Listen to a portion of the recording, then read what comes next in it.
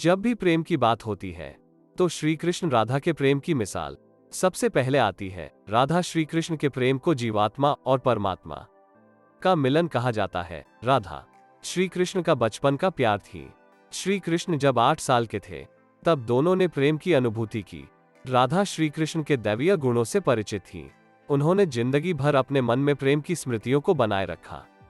यही उनके रिश्ते की सबसे बड़ी खूबसूरती है। कहा जाता है कि श्री कृष्ण को केवल 2 ही चीजें सबसे ज्यादा प्रिय थीं। ये दोनों चीजें भी आपस में एक दूसरे से गहराई से जुड़ी हुई थीं, बांसुरी और राधा कृष्ण की बांसुरी की धुन ही थी जिससे राधा श्री कृष्ण की तरफ खींची चली गई। राधा की वजह से श्री कृष्ण बांसुरी को हमेशा अपने पास ही रखते थे। भले ही श्री कृष्ण और राधा का मिलन नहीं हो सका, लेकिन उनकी बांसुरी उन्हें हमेशा एक सूत्र में बांधे रही। श्री कृष्ण के जितने भी चित्रण मिलते हैं उनमें बांसुरी जरूर रहती है। बांसुरी श्री कृष्ण के राधा के प्रति प्रेम का प्रतीक है। वैसे तो राधा से जुड़े कई अलग अलग विवरण मौजूद हैं, लेकिन एक प्रचलित कहानी है। जब कृष्ण वृंदावन से निकल गए तब राधा की जिंदगी ने अलग ही मोड़ ले लिया था। राधा की शादी एक यादव से हो गई। राधा ने अपने दाम्पत्य जीवन की सारी रस्में निभाई और बूढ़ी हुई, लेकिन उनका मन तब भी कृष्ण के लिए समर्पित था। राधा ने पत्नी के तौर पर अपने सारे कर्तव्य पूरे किए। दूसरी तरफ श्री कृष्ण ने अपने दैवीय कर्तव्य निभाए। सारे कर्तव्यों से मुक्त होने के बाद राधा आखिरी बार अपने प्रियतम कृष्ण से मिलने गई।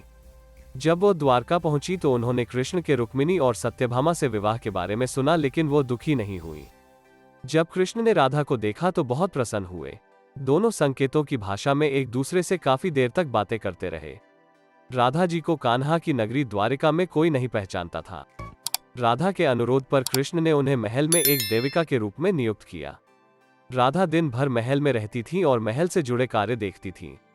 मौका मिलते ही वो कृष्ण के दर्शन कर लेती थी। लेकिन महल में राधा ने श्री कृष्ण के साथ पहले की तरह का आध्यात्मिक जुड़ाव महसूस नहीं कर पा रही थी, इसलिए राधा ने महल से दूर जाना तय किया।